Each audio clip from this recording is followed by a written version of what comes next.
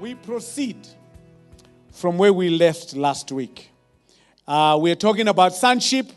We're talking about the orphan heart or the orphan heart. And we are talking it from a perspective that we want to become sons. But often we find ourselves as orphans. And we are on part 2 of that. Last week, we were getting that revelation from the prodigal son and the son who stayed. This week, we're going to get the revelation from John chapter 4, verse 5 to 20. So I'll read very quickly because of time. So he came to a city of Samaria, which is called Sychar, near the plot of ground that Jacob gave to his son Joseph. Now Jacob's well was there. Jesus, therefore, being wearied from his journey, sat thus by the well. It was about the 6th hour. A woman of Samaria came to draw water. Jesus said to her, "Give me a drink," for his disciples had gone away into the city to buy food. Then the woman of Samaria said to him, "How is it that you, being a Jew, ask a drink from me, a Samaritan woman? For Jews have no dealings with Samaritans." Jesus answered and said to her, "If you knew the gift of God and who it is who says to you, 'Give me a drink,' you would have asked him, and he would have given you living water." The woman said to him, "Sir, you have nothing to draw with, and the well is deep. Where then do you get that living water? Are you greater than our father Jacob, who gave us the well and drank from it himself, as well as his sons and his livestock?" Jesus answered and said to her, "Whoever drinks of this water will thirst again, but whoever drinks of the water that I give him will never thirst. But the water that I shall give him will become in him a fountain of water springing up into everlasting life."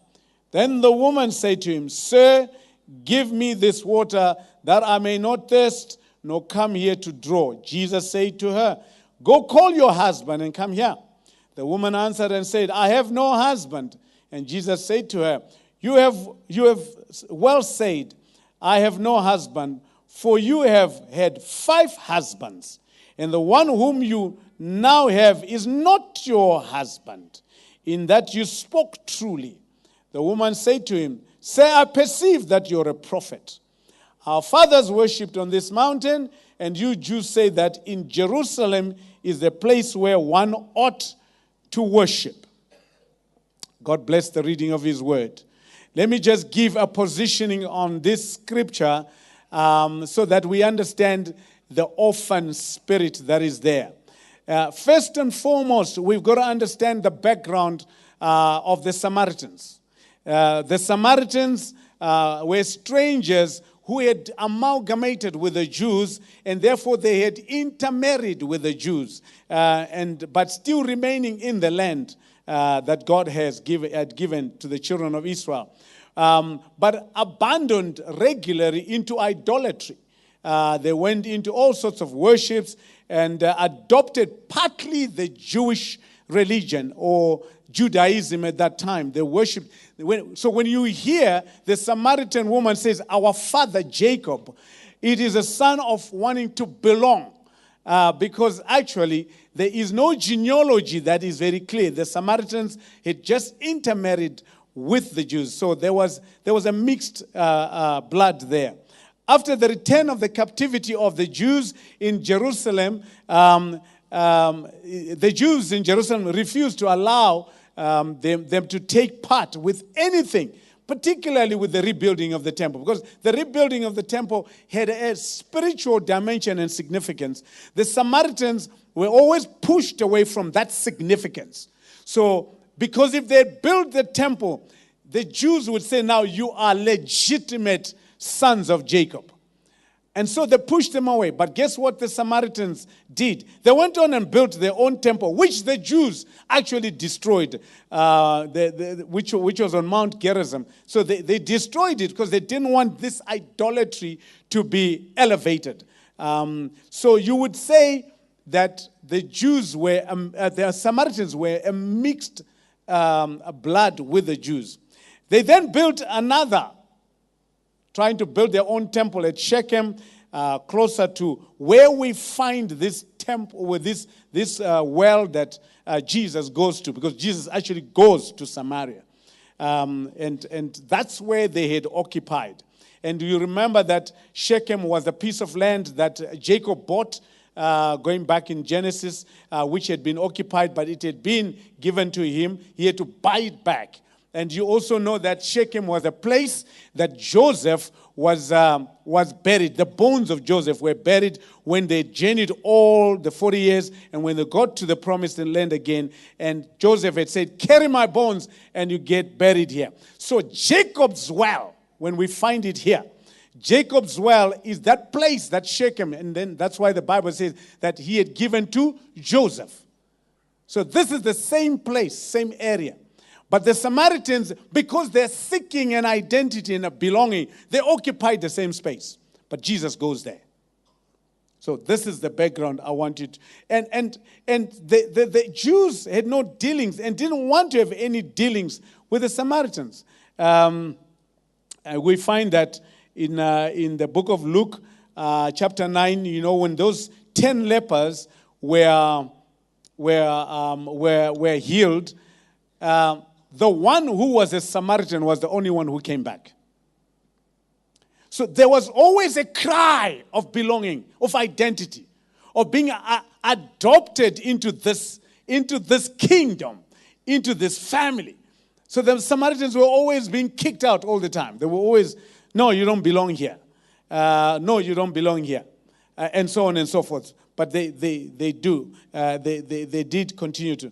Our Lord was even sometimes he was contempt on that. He says, look, how many people were healed? He says there were 10. But we only have this Samaritan, this outsider, this foreigner. And he was, in a way, bringing the Samaritans into that. Okay, so last week we talked about the whole aspect of basic trust, the orphan spirit. We continue with that orphan spirit. But I'm going to just continue at a different level, but using the Samaritan equation on this. So we ended off by saying that you have an independent spirit when you are an orphan. You actually want to belong, but you have an independent spirit. You don't want to have anything to do with anyone. You're self-sufficient. But one of the things that arise that you start controlling relationships. When you have an orphan spirit, you start controlling relationships. With an orphan heart, our independence and isolation are nothing more than issues of control. You manifest agitation. You go into apathy. You don't get connected. You don't get to want to know what people are up to. We limit our relationships and conversations to very safe topics of sports, politics, weather, just things that actually are out there, but never something that, news, what is on the news. But we never are close enough to what is bothering us or what's on our heart.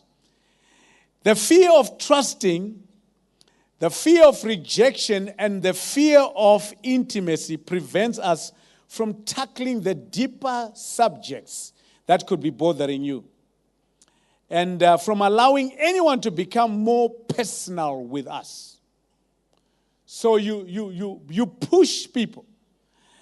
I do that as a pastor when I meet somebody and I look at them in the eye and I realize that because the Bible says the eye is the window of the soul.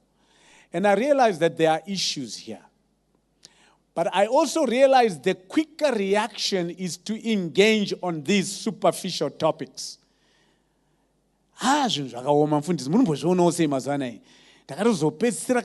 Fuel. I've got the fuel from here and there and there. And all the issues, but I realize that the issue with them is never about fuel.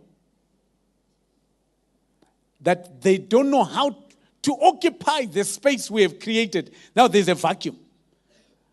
So I says, okay, beyond fuel, how are you? That's when the whole situation, no, I'm fine. I've actually been realizing, God, the way God is working in my life. So there's a cranking up of God somewhere there. But you when you look at them, you realize that no. At this point, leave God into the conversation, how are you? And then the more you push, eventually, says, yeah, I've got a crisis. I said, I thought God was in this situation of yours. But you have to do it. In John chapter 4, verse 7, the scriptures we've just read, a woman of Samaria came to draw water, and Jesus said to her, give me a drink. For his disciples had gone away into the city to buy food. Then the woman of Samaria said to him, how is it that you, being a Jew? So, the conversation that you have with somebody who has now become an orphan and they are trying to control a relationship, they start off by accusing you. Now, how does this play? Let's talk about this. How does it play on a daily basis? So you greet somebody. Hey, these days, some of you are doing very well. We don't, are we people anymore? Do you hear that voice from the Samaritan? Are we people anymore? When did I last see you? I know you've actually lost my number. I know that. I know you've lost my number. And then I always ask, do you still have mine? I changed my phone. I changed my phone. How come I didn't also change my phone? So there is that sense of pushing and controlling the relationship by accusing the other and putting them into a place of defense. So they start defending and say, okay, fine, it's just... So the first thing you accuse them is that, unovaira. You're no longer available these days. You're no longer the person that I used to know. You haven't even found out what has caused my not seeing you over the months or the years. You haven't even found out how I am. The first thing you do is you accuse me. This is what the Samaritan, he says, how is it that for you, being a Jew, ask drink from me, a Samaritan woman? So the conversation is pushed back. Stay away from me. Let's not talk about this now. Don't get close to me. I know you're going to start asking questions, but you have offside. You are offside. You should never ask me. Don't even go further to ask how I am, because you're a Jew. So that relationship is controlled by accusation and by putting them in an accusatory position. That they now end up doing, no, I didn't mean, no, I wasn't like saying that, no, I didn't see you that day, no, I was busy. So, yeah. So therefore, the other person is just now, you're now controlling the relationship. Oh, you're busy. Oh, yeah, you are very, very busy these days. Hey, shame you. Oh, you didn't see me. Oh, yes. So you keep pushing that relationship away. The first place is you want to accuse them because you are carrying an orphan spirit. So you're controlling that relationship by accusing. Okay, let's move on. You then start believing, or you develop an ungodly belief that no one will be there to meet your need. No one. This is me, myself, and I. I am on my own now. You are alone in a crowd. Even though you come to church, you are alone. Even though you say, these are my brothers and sisters, you're still alone. You develop that belief that no one will be there when danger comes. That is the danger of an independent, self-reliant heart. Not only are we afraid to depend on someone else, but we also feel that no one values us enough to care for us. So you start accusing them. That you look down upon me because I don't stay in Borrowdale. Because my kids don't go to the schools that your kids go. Oh, we had sports here. We had St. George's and St. John's. They were playing rugby. Rugby.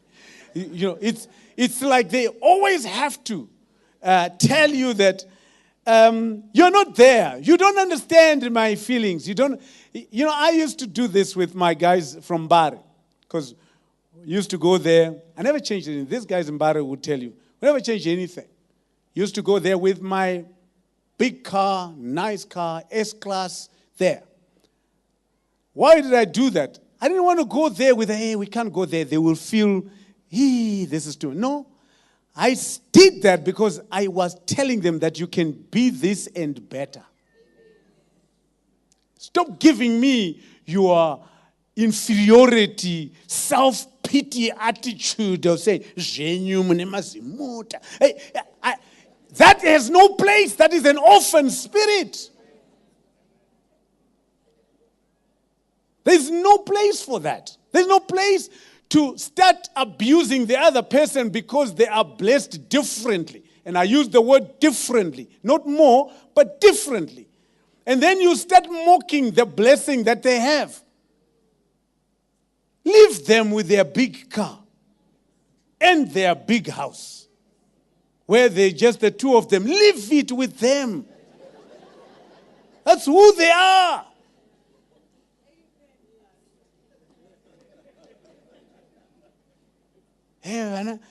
My kids are actually sharing one room, and then when we have visitors, they sleep in the lounge. But you guys have got, yes, it's okay. But don't make me feel bad that what I have, I should have given some of it to you. Because it comes with different blessings and with different responsibilities. Chart your course and be a son in that particular way.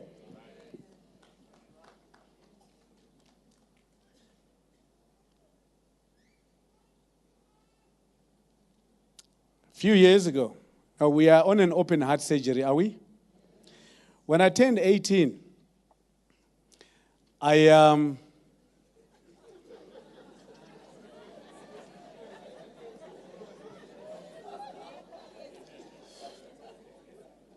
closed, when I turned in, that was a couple of years back. I completely closed my heart to my father with a major fallout. So, my journey was to make him feel bad.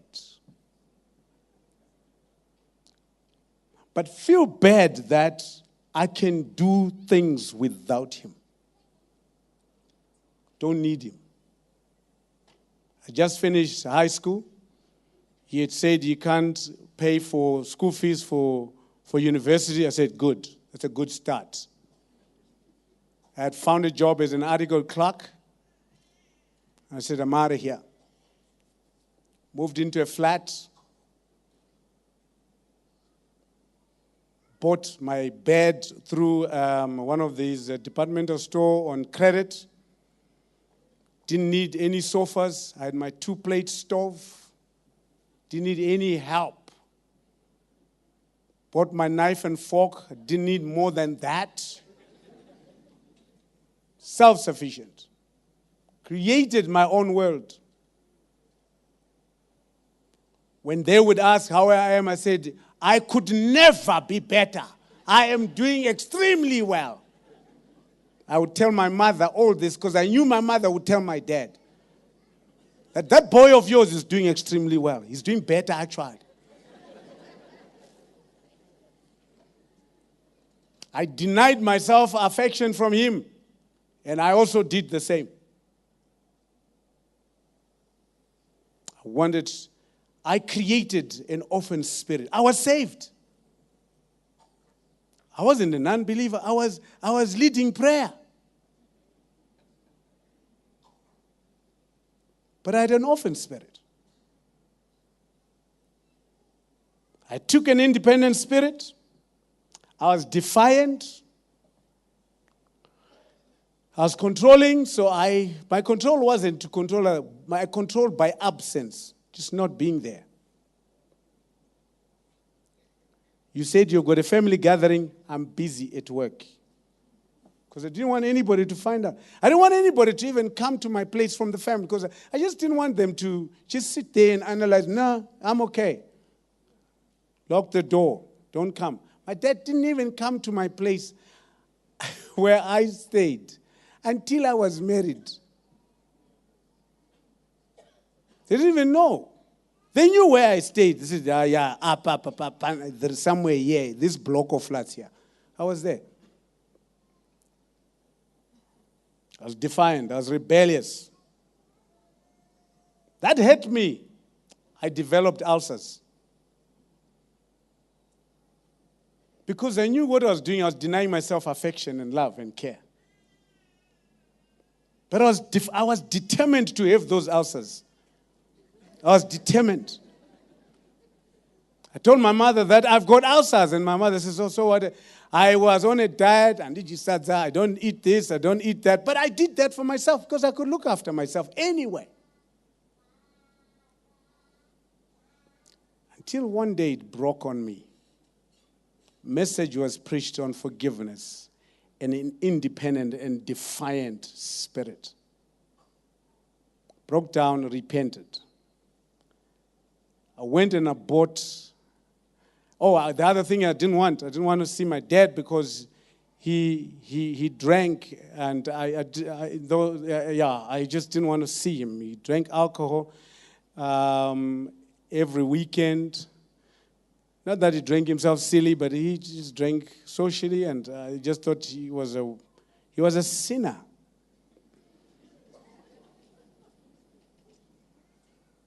He was.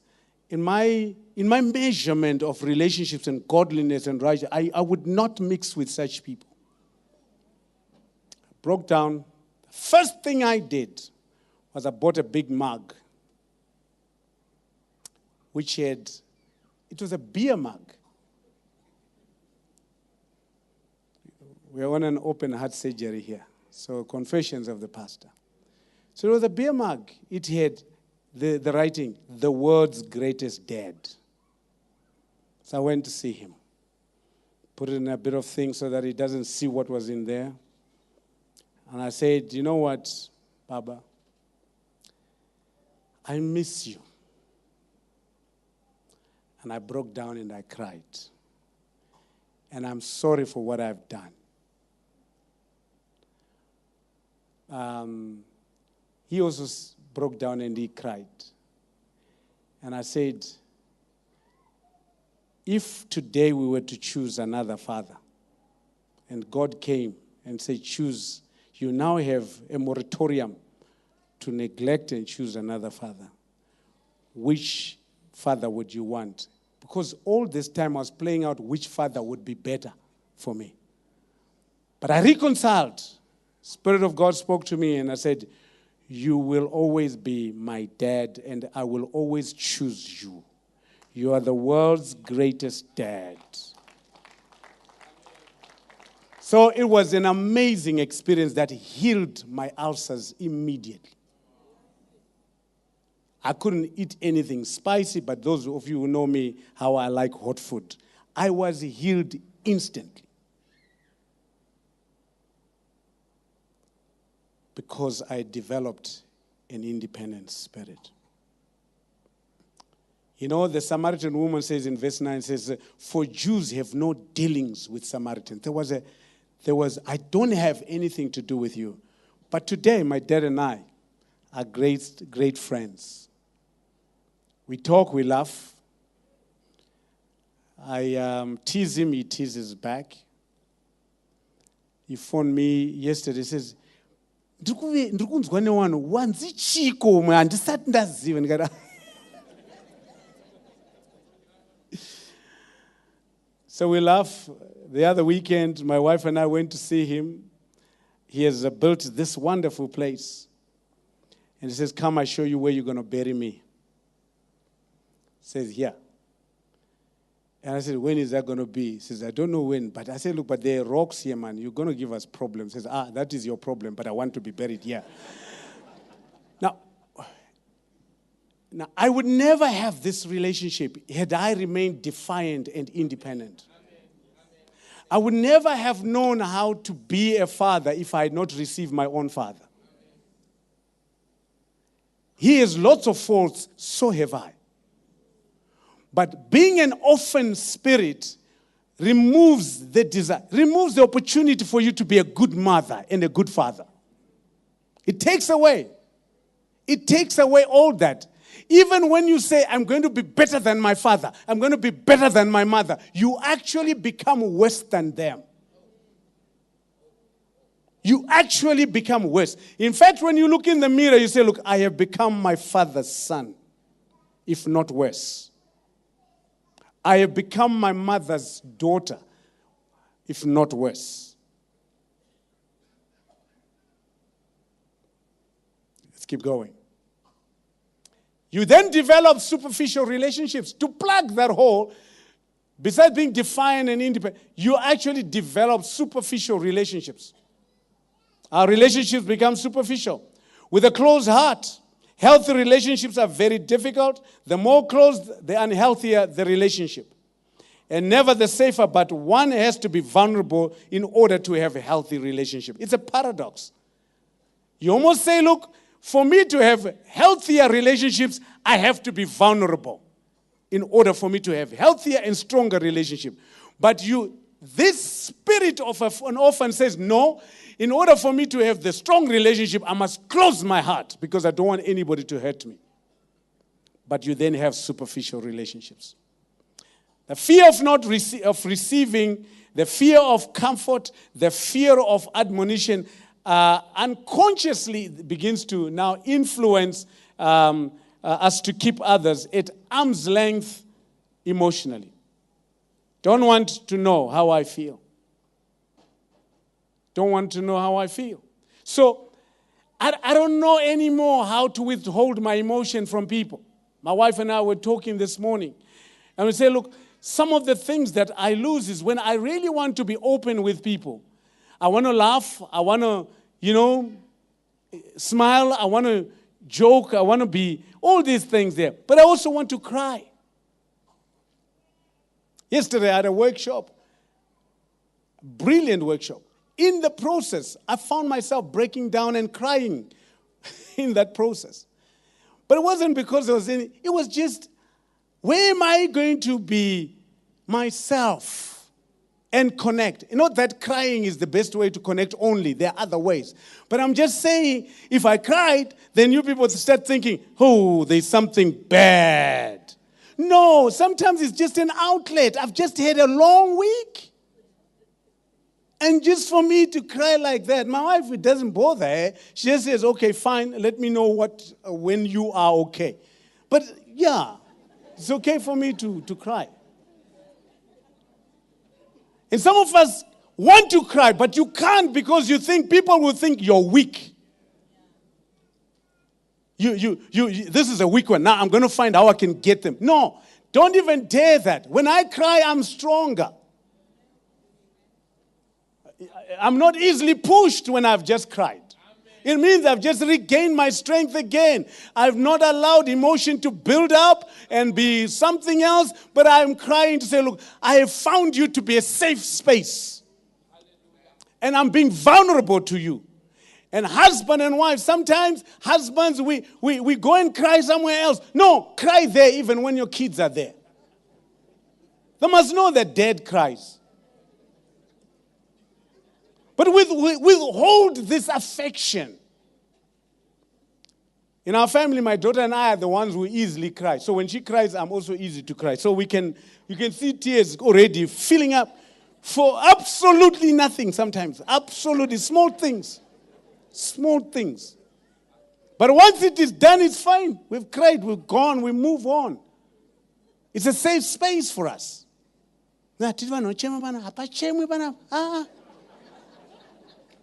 No one cries here. It's weak. It's being foolish. Why are you crying? This is the devil now playing around with your emotions. No, there's no devil in tears. So you become superficial in your relationships. And we rarely realize that but that what we're doing to the other people, there's a very same thing we fear, which is rejection. So we transact or we translate rejection to the other people. So when you don't do that, when you don't open up, you push them away. And it's the very thing that you're running away from, rejection. You're trying to avoid.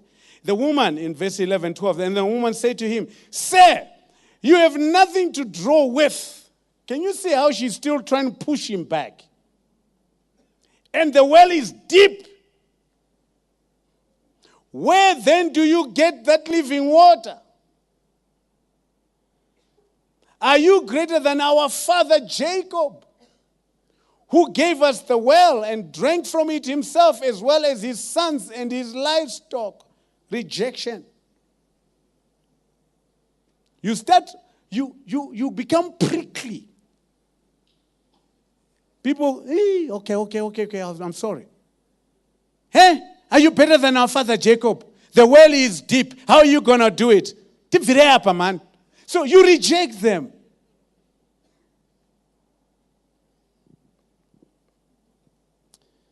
So we begin to live like a spiritual orphan. An orphan heart feels that it does not have safe or secure place in the Father's heart where they feel loved, valued, or even affirmed. They don't. We live no safe harbor, no refuge, no place to rest. Outside of our identity being in what we do, we really have nowhere to call home. We really have nowhere to, where we would call home. I know that with all urbanization that has happened in this country and the distortions in our social fabric, we have now tried to figure out where is home. Our home is in Nyanga, but my dad had to bring his cattle to roundabout here in Rua, and so that it is closer to all of us. So when we go and see him, and we go Kumusha there, which is like 20 minutes drive, that's home. Now, where is home for you? Do you have a place that home is not actually your own home, is home where you belong with other family members? Is there such a place? Or the place has now died? There's no other place you can say. Even it could be an uncle, an aunt, a big brother, a big sister, where you will always say, I've now come home and I don't need to pretend, I don't need to be wise, I don't need to be clever. Now, listen, you oaks, I am here. I've just arrived home. Now, I get home. Not our home, but home. When I get there, I am so tired. And my wife is admonishing me along the way. She says, look, you are going to sleep. I said, I go home to sleep. But he says, but your mother wants to talk to you. I said, look, I'll talk to her for 5 minutes, but she is happy to see me sleeping at home. So I get home. How are you? How are you? All the niceties, drink, tea, what. I hurry those. It's fast forward. Because my mother doesn't want you to sit there and not eat or drink. So I quickly get all those things to make her happy. So I get the drink. Finish. I sit on the sofa. I promise you, in 3 minutes, I am finished. I am asleep. Now my wife has to talk on our behalf.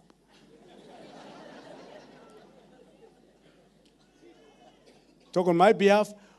And my wife is like kicking me on the side. Here's how my mother responds. Musie akadaro mainono. Dangurangu rakaneta. You know how that sounds? My firstborn is tired. Do you know this is a 50-some old man who is now feeling like a young boy? And my mother says, have you come to suckle? You know, she hugs me with that hug like I'm just this little boy who just come back from school again. How do you think I feel? How do you think I feel? When everywhere else people are, hey, what, hey, hey. You know, I get home. And my mother is running towards me, as old as she is. My dad is saying, look, hey, kuchona man, hey, you have lost weight. What's wrong? They are analyzing me. And how does that feel? It feels so good. I'm home. I don't need to pretend, so I fall asleep. I'm not withholding any emotion. So, there won't be any superficial relationship. So where is your home? Where is where you call home? And how do the people react when you get there? Do you just feel that, well, I'm home now? Or, hey, be careful. Oh, yeah, no. I'm just coming here, see them for 5 minutes, I'm out. I don't want to talk to anyone. I just, there is need for money here, there's need for groceries here, pay their groceries, out you go. No. But do you have an outlet? Do you have a place where you can tell them the fears, the concerns, the worries that you have? And they'll say, but it is fine. Now, if it is my mother, she goes back on the day I was born. That story, she never stops. She starts telling my wife, says, Uyu, this one here, when he was born, we didn't even have a napkin. No napkin. I said, look, why are you embarrassing me? But it's in a safe zone. I don't care. I didn't have napkins at that time. My mother didn't have. She was given a couple by the hospital. So she would wash one now. Well, I wasn't like a disciplined baby at that time, so it was always washing the 2 napkins because there were no diapers. And she tells that story to my wife. Not once, not twice. I don't know how many times she has heard that story. And I just say, Mama, you said it last time. She says, no, I just realized what God... You know why I gave you the name Shingirai? All those reminders just realize I'm actually home finally. I don't have anyone to tell me that I'm useless, that what I've been doing is wrong, that, I don't think you've done well in life. I don't have that space. Then I fall asleep. You chase after counterfeit affections. We begin to chase after those counterfeit affections. Having shut ourselves off from the genuine affections of family and friends, we start looking for counterfeit affections. These are substituted for affections we left behind at home or never had. We are created for love and family. Did you know that? We are created for love and family. This is why God said it's not good that this man lives alone. I'll find him a helpmate. We're created for family and love. A love to God and a love for family. Now, who is your family? Who do you call family? Or you've just decided that the family is just you. You are suffering from an orphan spirit. Who is your family? When you have a family gathering, who comes? Who do you go to when there is a family gathering? Or it is just you? It can't be. It can't be. We are created for family and love. Consequently, when we don't have them, we will find something to bond as a replacement, even if it is unhealthy or destructive. Here's what happens when you created an orphan and aloneness in your life. You bond to superficial things. Let me just go through very quickly some of them. One of them is you go through some passions of the flesh. They take in the role of certain addictions. You get addicted to food. Because you don't have any other passion, you don't have any other connection or relating with somebody. You just find yourself eating. You are surrounded by food. Your family is food.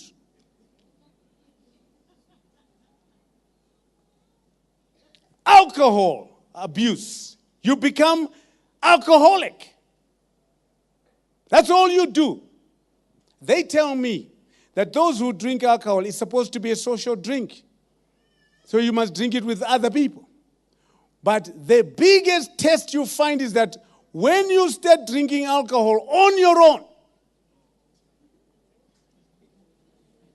I'm not suggesting that go out there and drink alcohol, but let me just say, when you find that, you know that you're an orphan spirit, you're having the wrong passions in life, you're on a self-destructive path.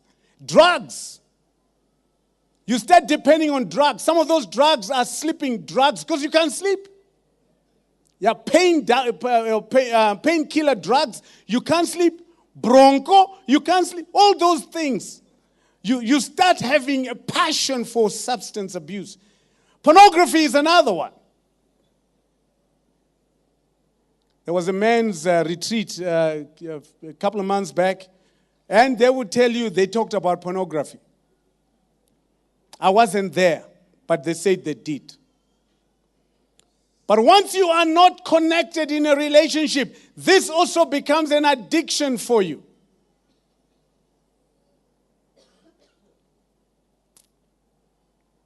Whatever seems to comfort our lonely and insecure heart, you have passion. Some people turn to possessions, thinking that they somehow will find their heart's rest through worldly gain.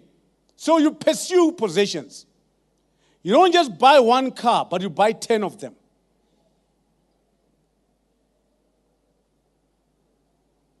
You don't just buy one pair of shoes, but 50.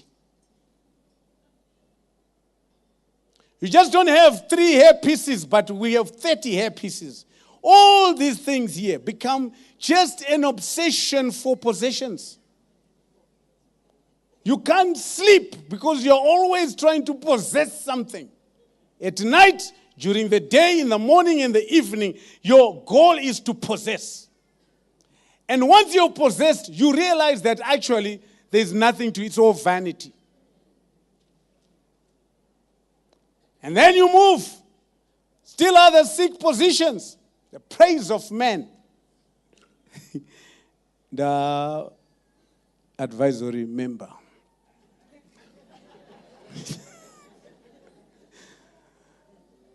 You can continue on that pursuit of positions.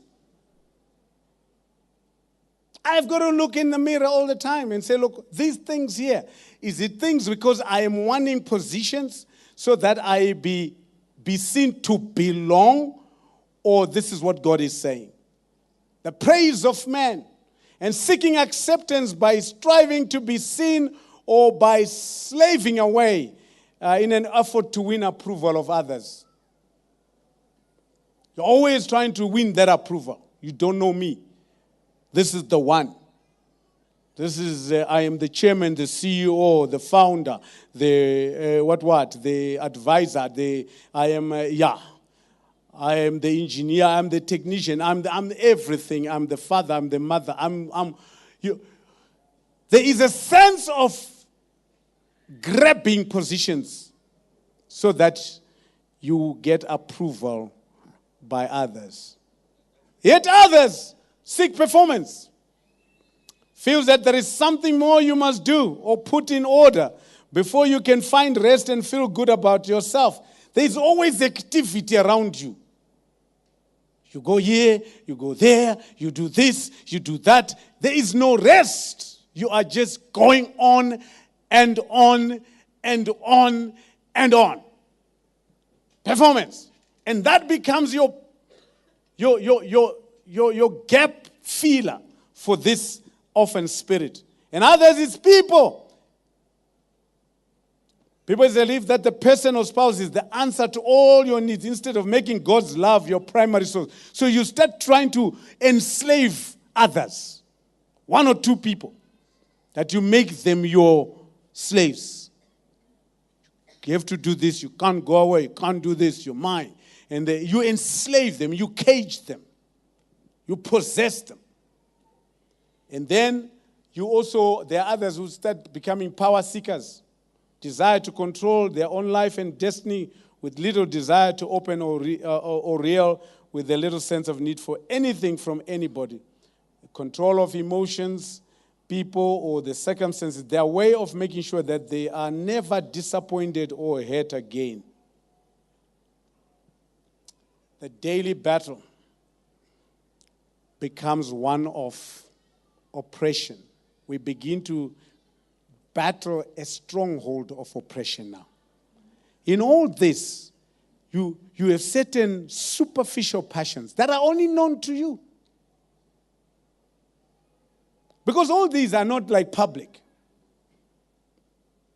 The performance, the passions, the positions, aspirations, power seeking, and so on. These are your dependents. These are things now you've created to relate with. Because you cannot relate with others because of that orphan spirit. Having isolated ourselves from cultivating healthy relationships, we become trapped in a cycle of seeking fulfillment in other things that never satisfy. We are unable to receive love, acceptance, and admonition, either from God or from others. Life for us becomes an oppressive mix of tension, agitation, anger, bitterness, restlessness, and a frustration that can eventually lead to depression. And in John chapter 4, verse 19 to 20 says, the woman said to him, Sir, in fact, from verse 16, it says, Jesus said to her, Go call your husband and come here. The woman answered and said, I have no husband. He had got into all this. She had got into that zone of passions or superficial relationships. So many of us get into that. We're still children of God. We're still crying out, Abba, Father. But there is something that is an orphan spirit that is pursuing us. And guess what? It says, go call your husband. And Jesus said to her, you have said well, I have no husband. For you have had 5 husbands, those passions. You've had 5 husbands. And the one whom you now have, she had just said, I have no husband. But he then said, you have had 5. But the one you have is not even your own. In that you spoke truly. So sometimes when people say, look, I'm okay, they are not okay. They have issues with an orphan spirit, so they need to break away from it and become vulnerable again. And I'm just urging us, if you want to be a true son of God and enjoy the benefits of sonship, you need to abandon the orphan spirit. Now, you would say to me, but you're causing me to be hurt again. I've been hurt by so doing. The only way you can depart and abort and abandon the orphan spirit is to be vulnerable again. Where is your family? So Jesus says, go call your husband. And realize that she has an orphan spirit. She started off with this Samaritan, wara, and all that kind of stuff. Hey, Jacob, this. I can see that she is crying. She's got an orphan spirit. Now let me ask her exactly the things and bullseye. Let me just point to her that you are suffering from an orphan spirit. Says, go call your husband. Says, I have none. Because when you say to somebody who has passions, addictions, and so on, that I think you have an addiction for this, what? I read my Bible every day. I actually attend prayer. I lead a Bible study. I'm a home group leader. I am the pastor.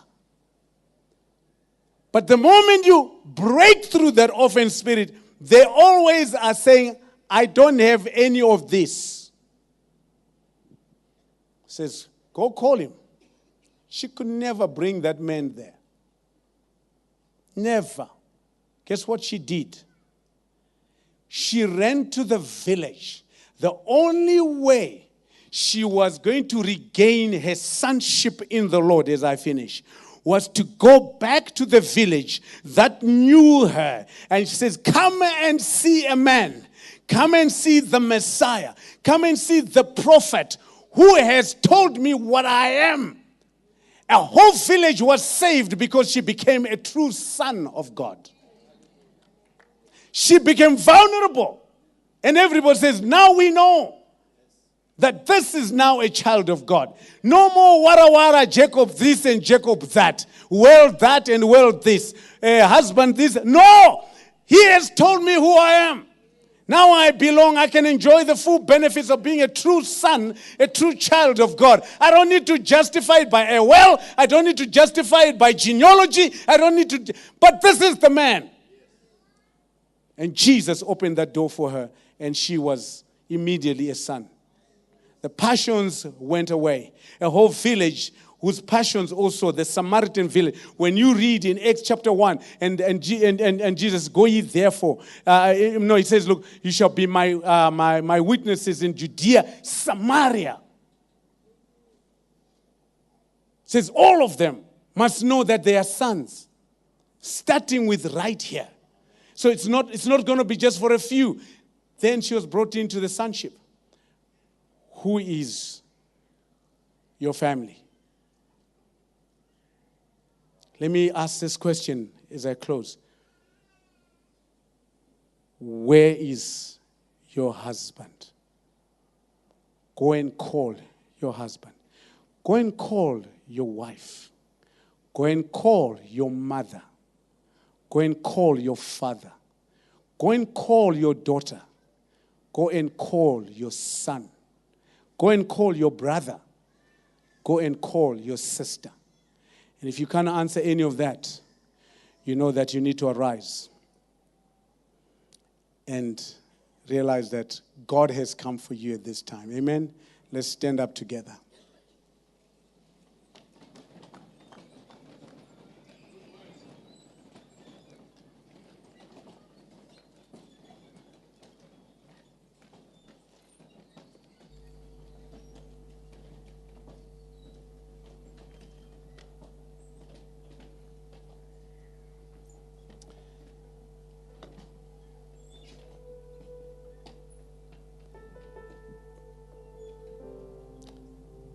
Self-pity,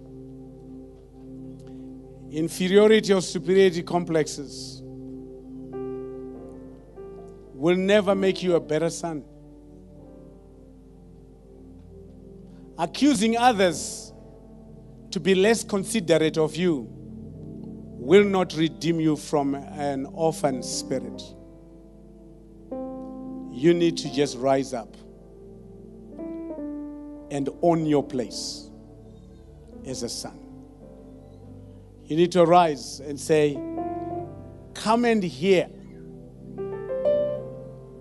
I have seen a man. I've seen the Messiah. I've seen the prophet. I don't need to prove myself anymore. As we celebrate this season where God has said this time next year, we need that which is ours to be reconciled to us. Some of us are true orphans in the natural. But let me tell you, God is the father of the fatherless. You don't have to go out there. And God has given you fathers and mothers in this place and out there as well. Some of you need to go to a brother, a sister, an uncle, an aunt, one of the leaders, and say, you're my father, you're my mother. When I come home, no questions asked. You're home. Find a place that you call home. Father, we thank you that you are Father of the fatherless, the one who has joined us to you through your Son, the firstborn from the dead. Now we are co-heirs with him. Help us to move away from this spirit of orphan heart. where we've denied ourselves blessing, full manifestation of who we are in you. I pray that you continue to apply oil to our hearts, to our souls, that we may fully actualize our place as sons of the Most High God. We thank you for your blessing and we thank you for your word. May you allow us through your Spirit to internalize these truths so that we may cry out that we have a Messiah who has led us to the Father. And his name is Jesus. We thank you as we bless you. In Jesus' name. Amen.